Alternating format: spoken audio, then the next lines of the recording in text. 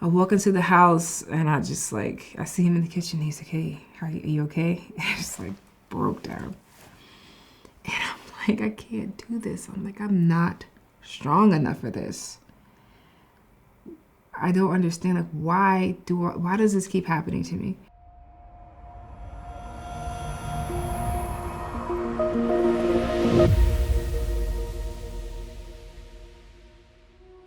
I grew up in Long Island, on Long Island in New York, and I'm half Thai and half African American. And so my mom was Buddhist and my father was Baptist. And so I think in Thailand, being Buddhist is more like a cultural thing. It's like who you are rather than like something you practice all the time. Now, there are people who practice Buddhism, but my mother wasn't one of them. She identified as Buddhist, but didn't really practice. So that gave my father the room to give us God and talk about Jesus. And she didn't really, have anything against that. So I would say that I grew up knowing about God through my father, seeing different televangelists like T.D. Jakes or John Hagee, growing up that way. So it was always there. And so I think through my father, I learned about him. And then in my teenage years, my sister got involved with the church in New York that had like youth nights. And so it was something to do. And it seemed like I always wanted to do whatever she did. So one night she invited me to go.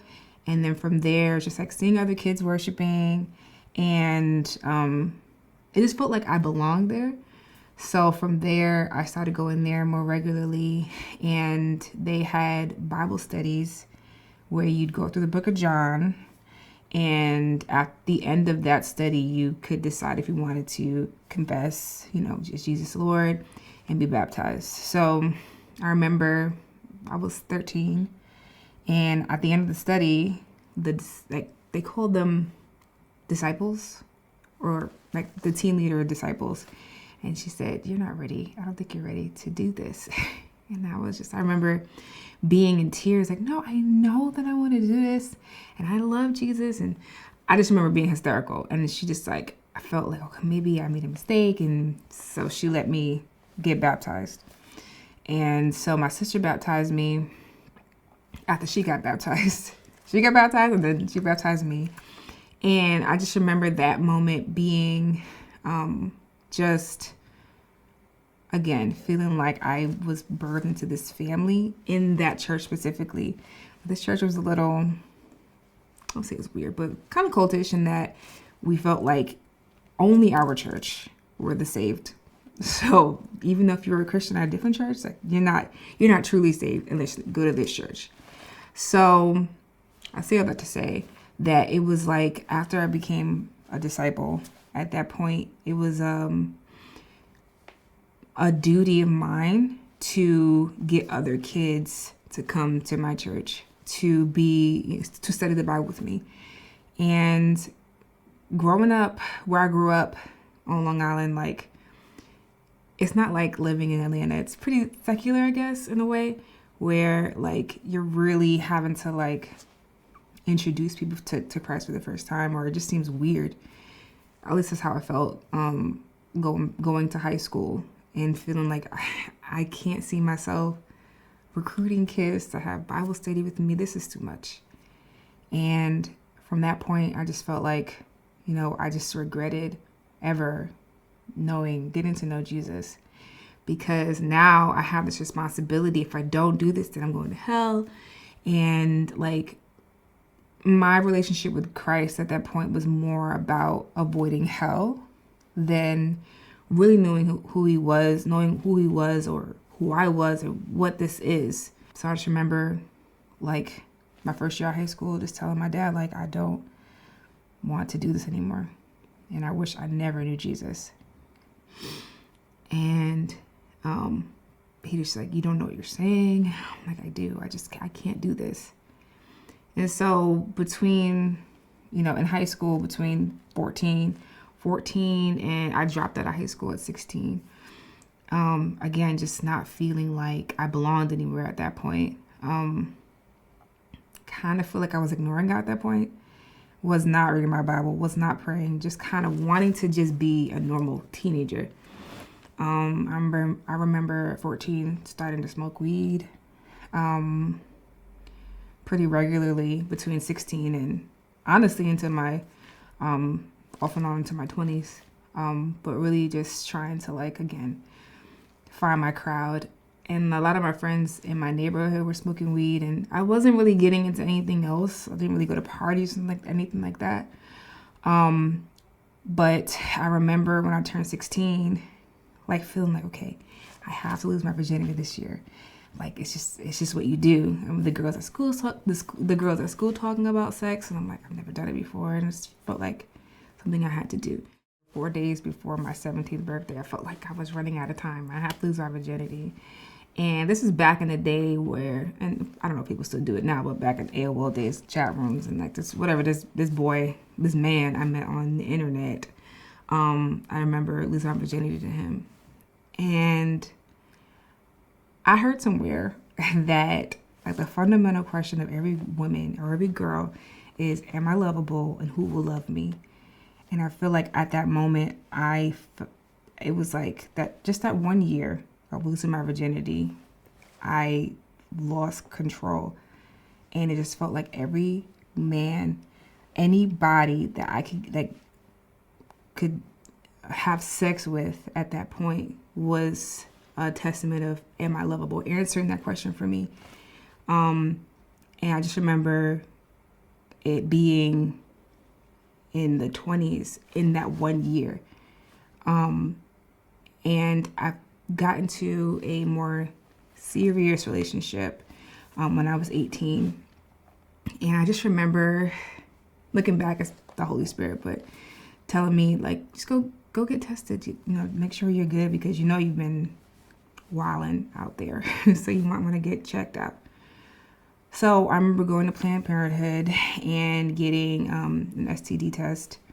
And when you get an HIV test, I don't know if they still do it now, but back then they would ask you to write down all your partners. And it was at that moment where I realized I'm like 25, 30, and I've only been having sex for a year. This is crazy. And just being really convicted at that moment. And when they give you the test, they don't give you the results right away. They're counseling you to kind of talk some sense into you. Like, this is very dangerous. And where the town I was living in, like, there's a statistic of like 70% of people having STDs. And so they told me I didn't have HIV, but every other test, I'd have to get the results back in a week or so. Time goes by and I get a call to say, your results are negative for gonorrhea, but you do have chlamydia and we need you to come in to start treatment. I was okay. I just remember like not really knowing what that meant. I didn't have any symptoms or anything. So it was a pretty easy process. You go there, you take a pill, take 2 pills, and then you're clear after some time or some days or something. But that was really a wake-up call for me to like stop, to slow down.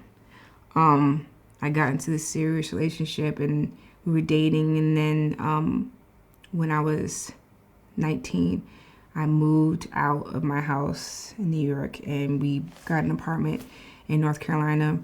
And again, God is like nowhere in the picture, not talking about him. And whoever I was dating, he was definitely not Christian. That wasn't a requirement anymore. I just wanted to be loved.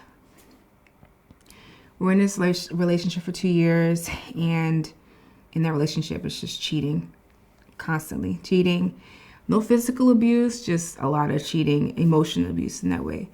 And I just remember like talking to my dad about it, and it's like, I want to come back home. And just really kind of start over. And my father, I remember during that whole time, him being like supportive financially, because needing help to pay rent, if I needed anything, he was always there. And he bought me my last ticket to come back home.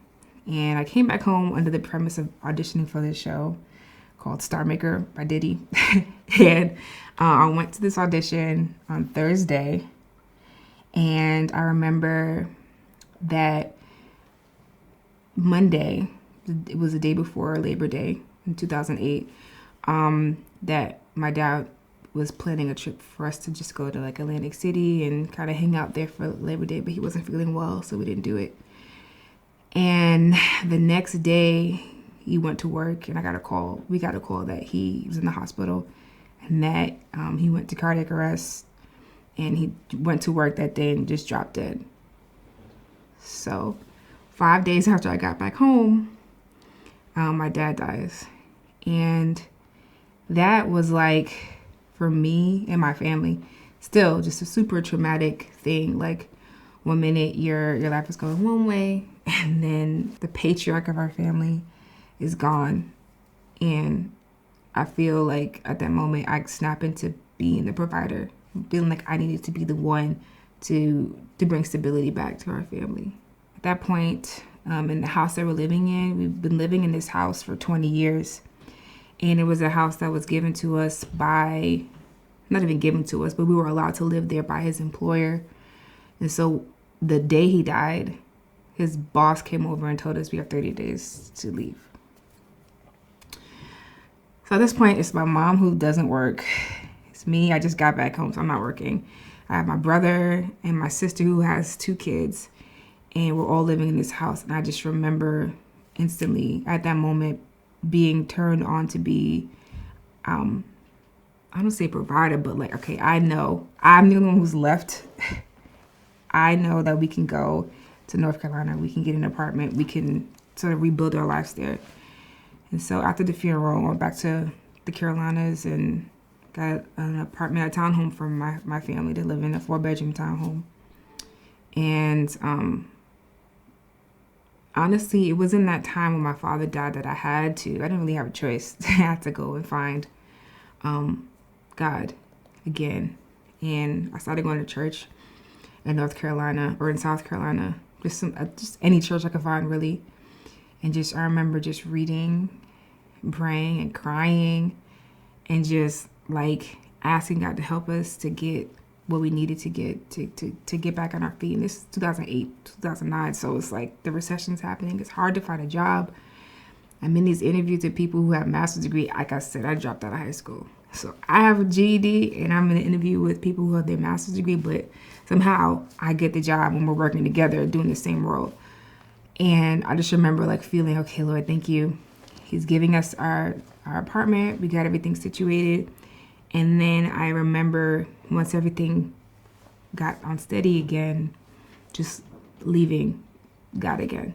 Once I got what I needed, it was just like, okay, I'm out. Again, trying to find relationships and just really just lost, just really trying to find love, but not really finding it. And after a year of getting my family settled, everybody kind of went their separate ways. I got an apartment by myself, living in this really dangerous neighborhood in Charlotte because I was trying to follow again some guy. And I just remember 6 months in, like, this is not for me. This is not where I want to be. Just living by myself, I don't feel like I want to be here. And I remember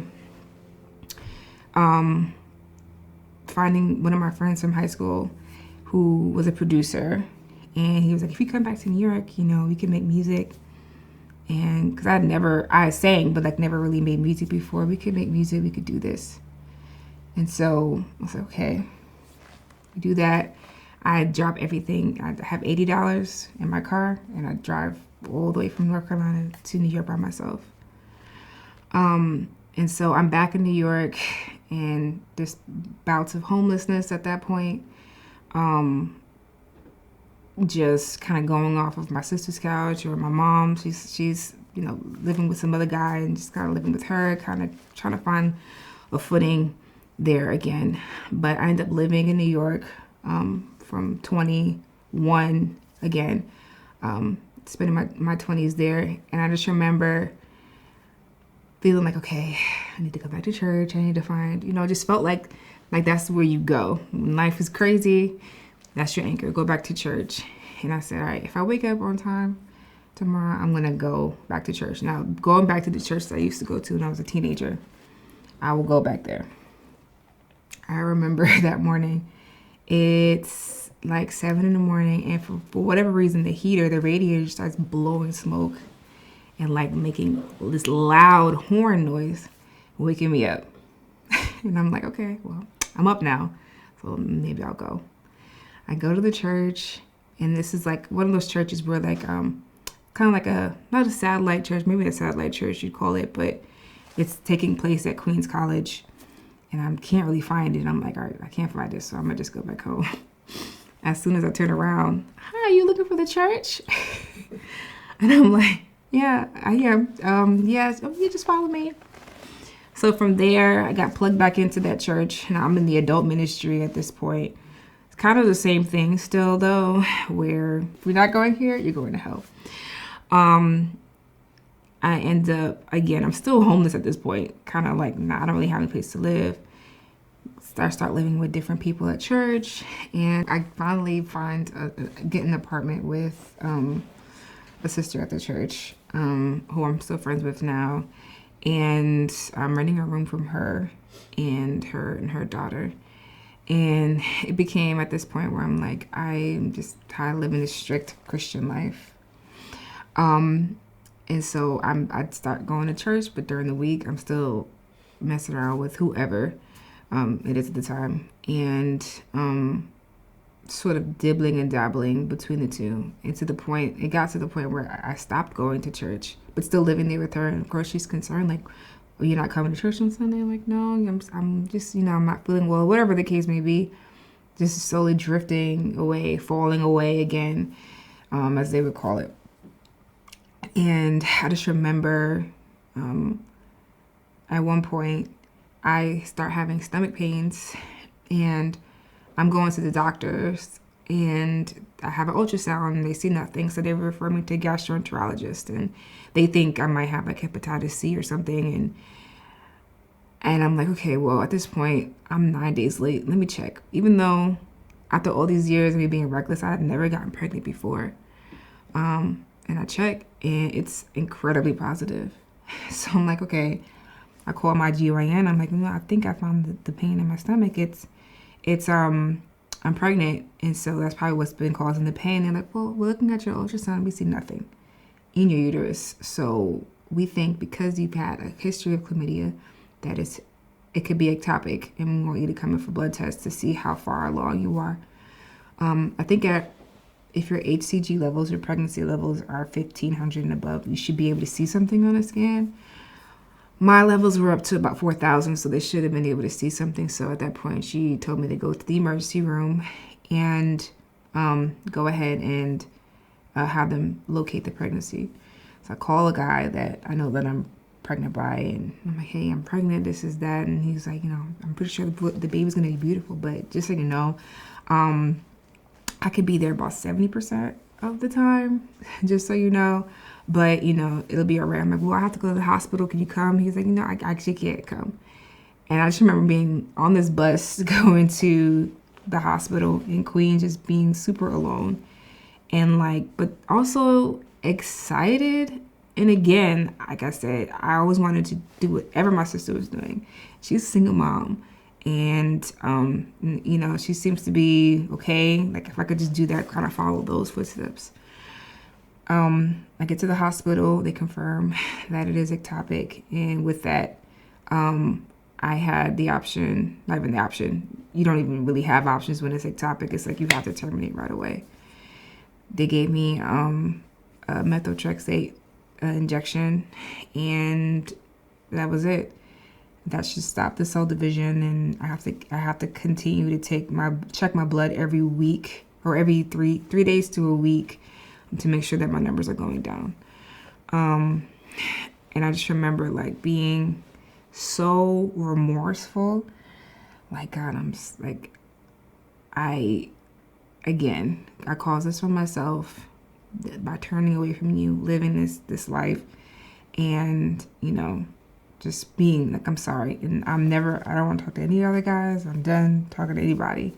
And I'm just going to focus and go to church. I go to a different church. I go to Hillsong at this point because I'm starting to get uncomfortable going to this church that feels like we're the only ones going to heaven. I didn't believe that myself, and really wanted to kind of go to a different church that was a little bit more, I don't want to say liberal, but I guess Hillsong was a little bit more liberal at that point. So I'm going there, and when you have an ectopic pregnancy, it takes several months to actually stop to where you're considered clinically not pregnant anymore. And in this time, I meet my now husband, my boyfriend, or one of my friends who was a songwriter as well. And we just started talking, and then next thing I know, we're dating, and I'm like, God, I told you that I don't want to talk to anybody. Like, why would you bring him into my life? But for, all intents and purposes, we did not have, unlike in the past, we did not have any sexual interaction, like, for a longer time than I ever have before. So I feel like, I'm doing something different here. I'm doing something different here. We're just not going to do anything. And long story short, we end up being together, dating, and he's a Christian, but kind of like me, we're Christian, but we're not like necessarily living a pure life. And but we're together. I ended up moving to Atlanta because obviously I can't continue to live with the lady that I go to church with, and just really wanted to start a new life that we can afford. Living in New York, I'm paying $700 for a bedroom, and I'm only making $14 an hour. It's very stressful. So we made a plan that we were going to move to Atlanta. And so I found a job. I moved to Atlanta with one of the team leaders from the church who doesn't go there anymore. And she said, you can come live with me. And I lived with her for a month until I get on my feet. And she brings me to my church now, Victory. And I loved it just from the start, just from the music and just from the practical teaching. I started going there. At that point, became a member. And me and my boyfriend at the time, we visit each other every month, back and forth. And 4 months into the long distance relationship, I came back from a trip from visiting him, and I found out that I'm pregnant again. So I'm like, okay, Lord, I know this isn't exactly how, I think that biblically we want it to be done. But if we can just please just let me keep this pregnancy. I know I'm going to marry him. I know that we'll do that, Lord. I promise we'll do that. Just please let me keep this pregnancy. And I just remember going to the hospital several times in fear that it was ectopic. And they confirmed that it wasn't ectopic, but, it's still really early, but it's not ectopic. We can see there's something there. But no one could give me a definite answer. So I'm like, okay, well, at least I know it's not ectopic. I tell my boyfriend at the time that I'm pregnant, and he immediately drops everything. He comes to Atlanta, and we have this plan. So we're going to start our life together. We're going to get married. And the day after he got there, I miscarried. At work, I just remember just gush of blood just coming out, and just feeling like, God, why couldn't we I know that I didn't do it right, but I begged you for this. I begged that it would be okay. I ended up having to have surgery to remove everything, to clear everything out, have a DNC. And I just remember those 2 months of just being super depressed. If I think about it, I just remember just being dark, keeping the windows closed, staying in the bed. Not really turning my back from God, but not really communicating with him. Because again, just feeling like it was my fault. Because I wasn't married and I did it again. And we ended up getting married maybe 2-3 months after the miscarriage. And from there, it became like I was trying to replace those babies that I lost. And so getting pregnant was my only thing I thought about doing. And a year would go by and I wasn't getting pregnant.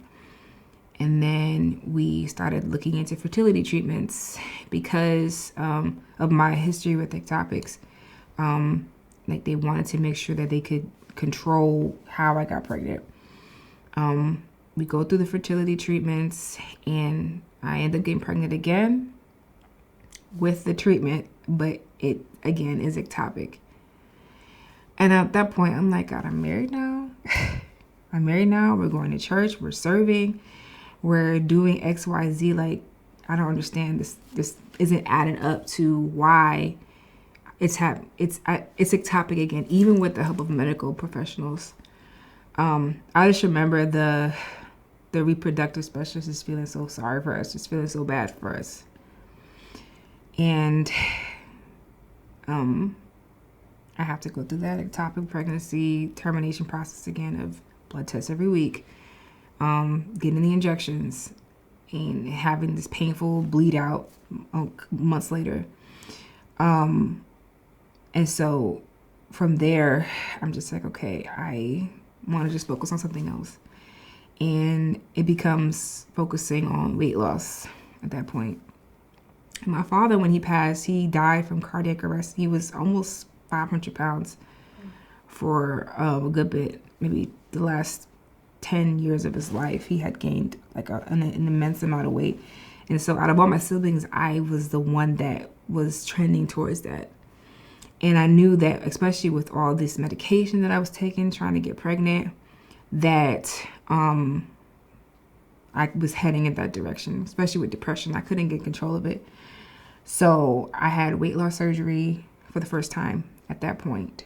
And they tell you, okay, when you have this weight loss surgery, you cannot get pregnant for a year and a half. So, okay, well, I'm not getting pregnant anyway, so it's fine. Long story short, 7 months after I have the surgery, I'm 60 pounds down. Everything is looking good. And then I'm starting to think about wanting to go through IVF, because I know that that's a little bit more controlled. It's not happening in me. They're doing it in the lab, and they're gonna put the baby inside of me. It'll be a little bit more controlled. At this point, IVF is like $25,000, and I just remember thinking, okay, we could go into debt for this. Am I willing to go into debt for this? And we were like, no, we can't. We literally can't do that. So I found a place in Florida that gave mini IVF for a fraction of the cost, so $6,000.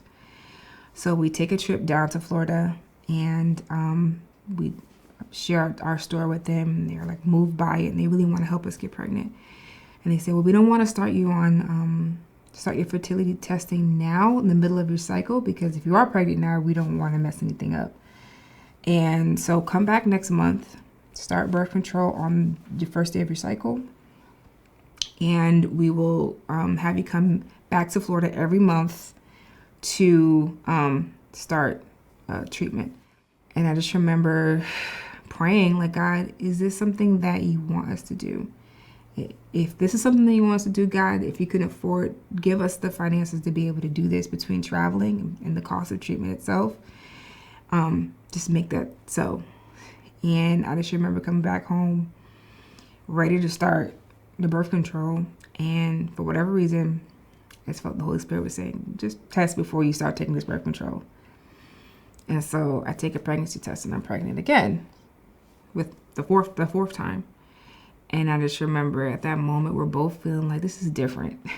All the circumstances are pointing to it being like this crazy testimony to share later. Like the fact that we're about to start treatment, the fact that we've lost, so many times before. We feel like this is going to be it. And then, lo and behold, at my 7-week appointment, I hear her heartbeat for the first time. And I just remember, this is so weird. Like, I've never heard it before. I've had many ultrasounds. I've never heard a heartbeat before.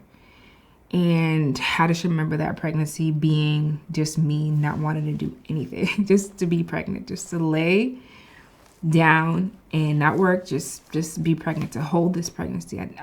I know that when you are pregnant, there's so many things that can go wrong, not just ectopic, not just miscarriage. It could be anything that can go wrong. And so that was just my fear. I just remember being in fear that whole pregnancy. And I had my first daughter in 2017, November 9th, 2017. She was 8 pounds, 2 ounces, and she was perfect. And from there, I felt like, okay, I'm healed. I'm not going to have to deal with this anymore. Like, this is clearly God has healed me from all ectopics, from ever having any issues again.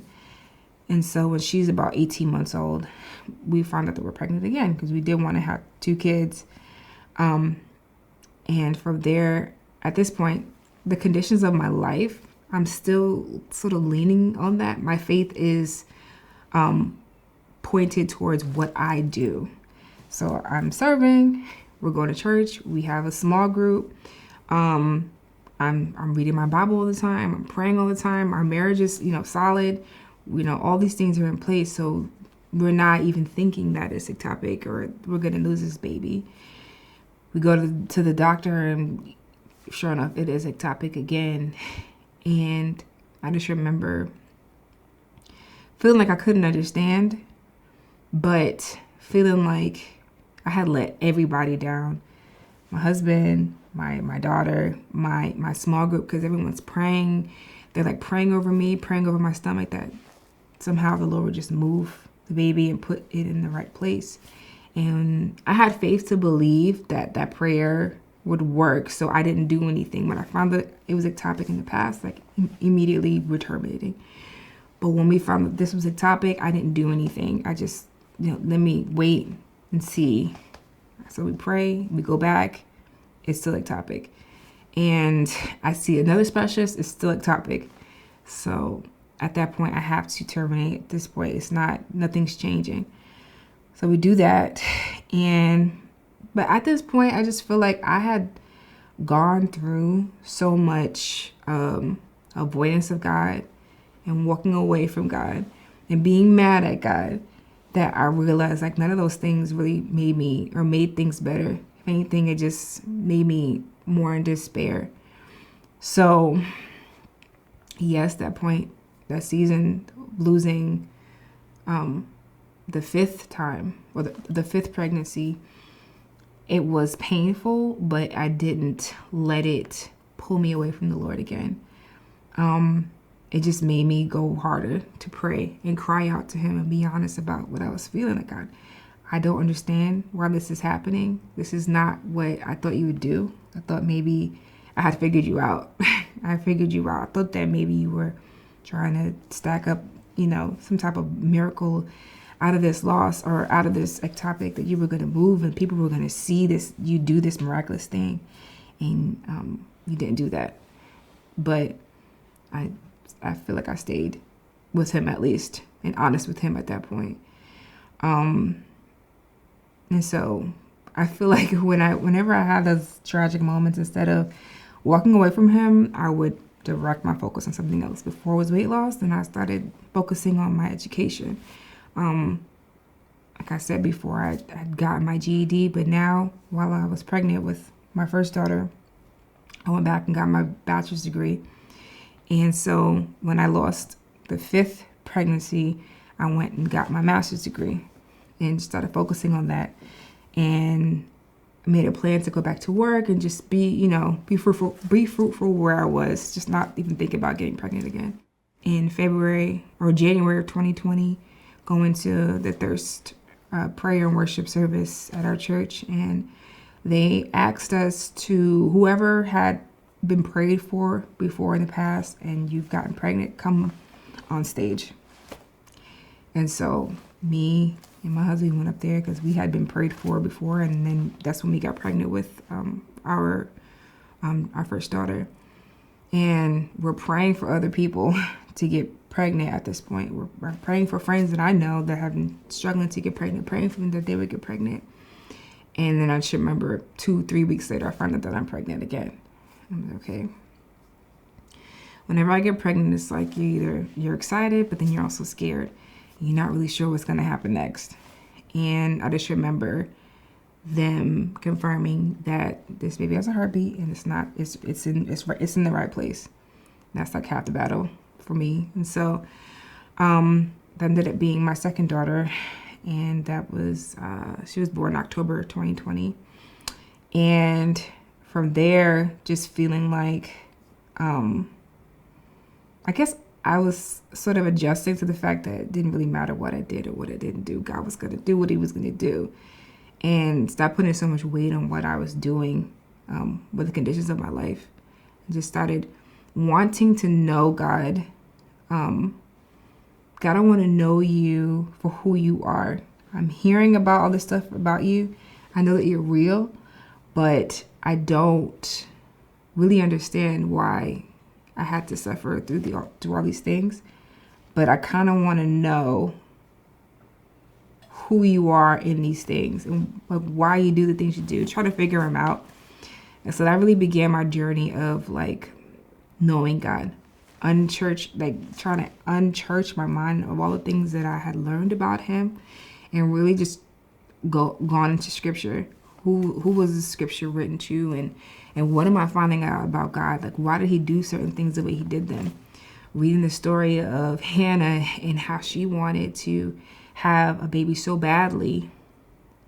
And I think that at that point, I started shifting my attention on my children, and like understanding like I didn't just want to have kids. God gave me these children for a reason. And so starting to being a stay-at-home mom and discipling them, these are the people that I've been given to disciple, and understanding that. And so we were content with that, with our two, but also not feeling like afraid of what would come next. When my youngest daughter was about 10 months old, 11 months old, we found out we were pregnant again. And I was like, you know what, Lord, I'm going to just treat it like a normal pregnancy. A lot of times, whenever I find out I'm pregnant, immediately we're having to go in and have blood work, have ultrasounds, make sure it's not ectopic. I'm like, okay, God, it's going to be whatever it's going to be. And so I go in for my regular 8-week appointment that you would normally do. And at that point, they're like, it looks like it's right outside, the same spot it always is. And I'm like, okay. But this is different in that the doctor's like not really giving me to say this is ectopic, we're going to terminate. She's like, no, okay, I want to wait and see if it grows, if something happens. And okay, Lord, we'll wait and see, because I'd never done that before. And so she kind of gave me this hope that maybe the baby would grow into where it would fill in the space to where it would be where it needed to be. And so I think I'm like 10 weeks at this point, and we go back to check, and for the first time ever, I'm seeing the heartbeat, but it is ectopic. So I'm like, at this point, and I don't think that they were allowing my husband at this point to come into the doctor's office yet. So I'm having to deal with this myself. And he's not seeing this baby alive. And I just remember that hitting completely different for me. And I leave, and the doctor tells me I need to go to the emergency room to start the termination process. My husband comes with me, and I just remember just like after it's all said and done, he had to come home early to relieve my friend who had my kids, and I had to take an Uber home. I just remember asking the Uber driver to drop me off like a block away, and I'll just walk home. It's like late at night, and I'm just like, okay, pull myself together. I have to be strong for him. I can't walk into this house a mess. So I try to get all the tears out. I walk into the house, and I just like, I see him in the kitchen. He's like, hey, are you okay? And I just like broke down. And I'm like, I can't do this. I'm like, I'm not strong enough for this. I don't understand, like, why does this keep happening to me? I had to lead worship the next day at a young adult service, and I just remember asking him if he could tell, the worship pastor that I can't do it. And I go upstairs and go to sleep. And I wake up, and I'm like, you know what? I don't want to I've done this before, where I'm laying in the bed and I'm depressed and I'm sad and I'm crying. I don't want to do that anymore. I think I want to lead worship today. And so I remember calling her or texting her and saying, you know what, I know that, my husband told you that I can't make it, but I think I want to do it. And she's like, are you sure? And I'm like, yeah, I think, like, there's literally nothing else I would want to do right now but worship and praise and worship. So I remember doing it, and I remember sharing with, the congregation what was going on, just asking them to pray, and just like, just, I don't remember what I said, but I know that my intention was to increase the faith of those who were there. Like, it didn't matter what was going on. Like, this is what we're supposed to do in our pain. And from there, I just remember that night, just from there, feeling a sense of freedom, that I wasn't bound to, it didn't matter what God did do or didn't do, that I was able to continue to worship him. And I think that really unlocked my life in praise and worship at that point. I didn't have to feel like leading worship to lead worship. I didn't, whether on or off platform. I didn't have to be great for me to stand there and sing about him. And I'm going through that process again. Like I said, it's a whole 3-month process of that. And from there, I said, okay, Lord, I don't want to go through ectopic pregnancies anymore. Like, I need to make a decision and choice to cut off that right fallopian tube where it kept happening, and to cut it off. And because I've had so many ectopic pregnancies in the same spot, they were giving me the choice to just do that. Usually they just do both. But because they know that I was having ectopics in the same spot, they felt confident that that was causing the issue. So I remember December 2021, I had my tube tied on the right side. And I remember just feeling like I wanted to try again.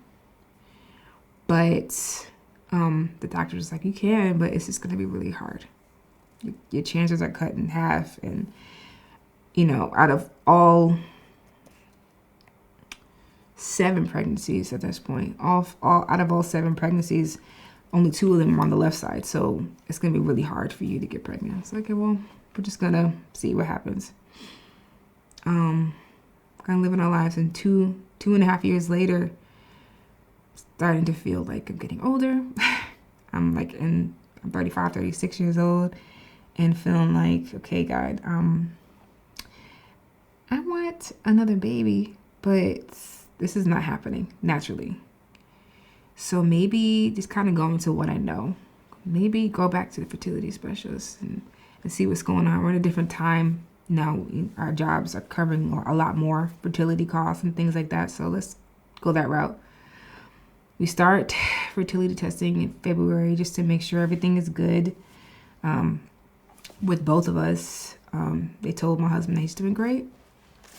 Billion sperm count. But Olivia, your egg counts are really low. And so we're going to try medicated cycles for a maximum of 3 months. And from there, after that doesn't work, then you have to do IVF. I said, okay, we'll try that. I was so discouraged from hearing that. And I just remember my husband having to go to Nigeria. We were supposed to start that month. But I'm like, I think my ovulation week is when he's gone. So I'm going to just wait a month. I said, okay, well, you can start in June of this year. And I'm like, okay, we'll start in June. I remember June 2nd, I'm leading worship. And this never happens, but I'm singing 2 songs. I'm leading 2 songs, and both songs are about God's faithfulness and him being able to do it again. And I have to sing this song 9 times that day. I'm like, okay, Lord. I just remember the Lord saying, hey, you could do this in my heart. I'm saying, you can do this. But do you believe that I can do this for you? in my mind thinking, yeah, I believe you could do it. I've been waiting for 2.5 years. I believe you can do it. And it's like, whatever you decide to do tomorrow proves what you believe. And you could do it or you could not do it. It's not like, I didn't feel like he was going to withhold from me, but I wanted to give him the opportunity. After singing this all day about you being so good, and this is the story I'll tell, and I just remember in that family time at church, just declaring to the team, just telling them all my business, that, I was supposed to start fertility treatments tomorrow, but I was going to start, fertility treatments tomorrow, and I'm not going to do it anymore. I haven't even told my husband yet that we're not doing it anymore. I'm telling them. And they're like, okay, we all know we're praying for you. We believe. Okay. The appointment comes and goes. We don't do it. And I'm like, okay, Lord, this is your time. You do whatever you're going to do, you're going to do. I'm not going to even go back down that road because I know and I've seen what you can do. And I know the money I've wasted doing fertility treatments. I don't know if I want to go back down that road, but I trust you. I want to say 3 weeks later, find out I'm pregnant again. And I'm like, okay. Kind of like similar to when I was pregnant with my first daughter. All the signs are pointing to only what God can do. And I found that I'm pregnant and that it's not ectopic. Everything's good. And I'm pregnant with the 8th time with this baby. And this pregnancy has been so uneventful. Uneventful in a good way. It's just like, God's like, everything's fine. You don't have to worry about anything. I was able to write a book after the 7th pregnancy about what I've learned about God from each pregnancy. And he had me go back and remember and recant what happened. And what do you think I was showing you about myself in this pregnancy, in this loss? And just breaking that down, learning that, he's provider, he's trustworthy, he's the God of the impossible. All these different things I've learned about him. And so I remember in the book just writing about like, I want to be pregnant again, for, the 8th time, but, if it doesn't happen, I'm still holding out hope that he will do it. And that I wrote down that it's going to be a boy, but I'm still in the phase of, God, am I going to trust you to get pregnant one more time for a boy? I'm still in that phase, trying to figure that out. But just seeing my daughters and being able to share with them, I'm open and honest with them about the journey of how they got here and how significant their lives are. That I know that the Lord is, he's just deepening their faith in him as well, knowing what I've been through. If you're struggling with infertility or if you've experienced loss, my advice would be to be honest with God about what you're feeling. He sees all, he knows all things. And I think it's an act of faith to be honest with him. And I know some of us churchy people, you feel like you're being disrespectful if you're like, God, I'm mad at you right now. I hate that this is happening. But I think we dishonor him when we're dishonest with him. And either you're avoiding him or you're not being truthful about how upset you are. I think a good start is to be honest with him and crying out to him. And if you could pray for anything at all, I would suggest praying that God would show you what he's doing in this pain, in this loss, and asking him to help you to be fruitful with this, with what you have right now. Even though you don't have a seed in the form of a baby right now, you have a seed of something that the Lord is doing inside of you. And before we can multiply, I think the Lord wants us to be fruitful. Not I think, the Lord says to be fruitful and multiply. So being fruitful with what you have right now before the Lord multiplies you, I think just focusing on what that is and just letting him be in control of that and trusting him with that. I am Olivia Adebayo and I am loved.